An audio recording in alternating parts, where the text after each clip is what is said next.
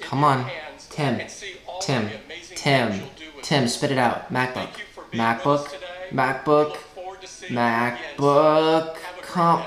Come on, bruh. So we didn't get a MacBook, which I was really looking forward to. I thought we were gonna get a 16-inch, so that kind of sucks. But let's go over what they did release. So classic Apple, they opened up with all this like ecosystem talk and how they're currently carbon neutral for their global corporate operations. That sounds good. They said it was like their businesses and their like stores and stuff like that. And then they said in 2030 they're gonna be carbon neutral like all the way down the supply chain. So like the factories that they make the iPhones in, and then like their stores, and then the headquarters and everything, that'll all be carbon neutral, which that is actually really good because I'm assuming that those factories that they make the iPhones in like need a lot of power and everything. And so those being carbon neutral is actually pretty great. So they announced 4 different products, but they started off with talking about the Apple Card, which I don't really count as announcing a new product. They basically just like made some new like improvements on it and everything. And it was basically just family sharing, so you can like set like limits for cards for kids that are like 13 and over, which I don't know why you'd want to give your kid a credit card, but you know, you do you. And then they also updated the podcast app, and you know, classic Apple, you can sign up for their subscription service in the podcast. And the subscription service basically gives you early access and like ad-free listening and some other goodies like that. How many subscription services does Apple have? They have Apple TV, Apple Music, Apple Fitness, the news, podcast. I think I'm missing a few. They have at least 5, which 5 is a lot. Like 5 is a lot of subscriptions. So they're adding another one. I'm not really counting this as a new product, but they did release a new color for the iPhone 12 and 12 mini, and it's a new purple, and it actually looks pretty good. Like it's kind of a clean, cool, like lilac, lavender kind of thing. But I think it's interesting that they released it now. I mean, the iPhone 12 was released back in September or October, so it's been a little while. And I think they're doing this because apparently Apple like way overestimated how many people would buy the iPhone 12.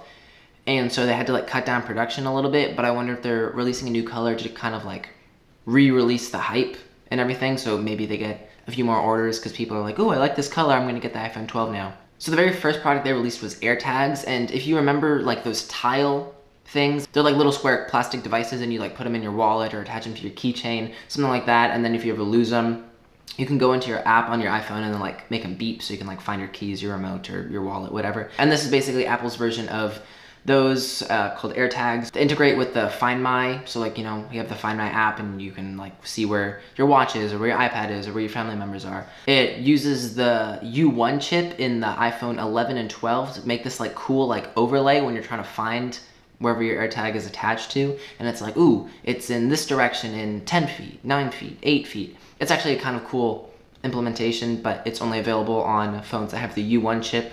That's only the iPhone 11 and 12, so. They do work on other iPhones, you're just not gonna get that cool like overlay that tells you the exact direction and like exactly how far you are from them. You can get different accessories for them, so you can attach them to like your wallet or to your keys or like on your luggage or something like that. They are kind of expensive though. It's like $30 for 1 or $100 for 4, which is a lot, but then again, it's also Apple, so of course they're gonna charge a lot. They also had like a really cool like teaser for it with this guy like being pulled into like this whole couch world, like looking for his keys. It was actually a pretty cool intro, so if you do, go give that a watch because it was actually kind of impressive. The next product that they released is the Apple TV, and first of all, I'm just gonna get this off of my chest. I think the Apple TV is kind of stupid. There's just so many other options and it's so overpriced, but that's neither here nor there, as my history teacher would say. So the new Apple TV supports HDR in higher frame rates, so you'll really see a difference when you're watching things like sports or, I don't know, the Olympics. And they said they're like working with other companies to bring like high frame rate HDR to, you know, like normal TV. Is this actually gonna happen? I don't know. I think we may see this like maybe for the Olympics this summer. You may be able to like utilize that. But to try to combat this, you know, needing to have an HDR capable TV, they add like a whole color calibration tool that you basically like touch your phone to the TV screen and it'll like run through a whole different sets of colors and then like calibrate how your TV like picture profile looks, which is actually kind of cool. It's a very Apple thing to do.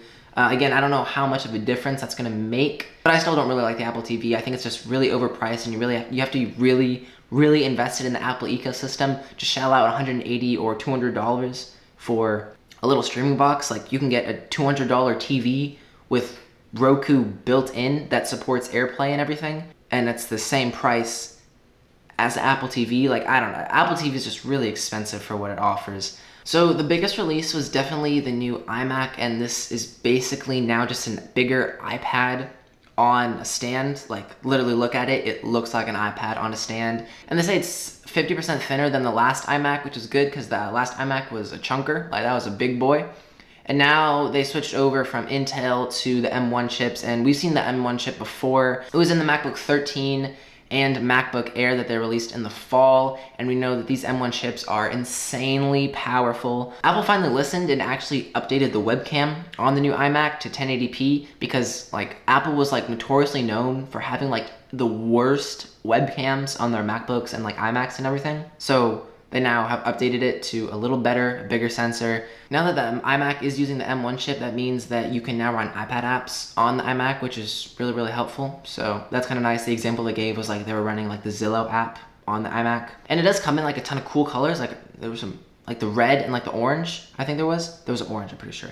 And that like looked really good. So, I mean, that's nice that they're now offering it in not just silver. Along with the new iMac design, they're introducing like a new keyboard that comes with Touch ID, so you can like make, you know, secure purchases, you can sign in easier, and then also you can assign like profiles for each person's fingerprint.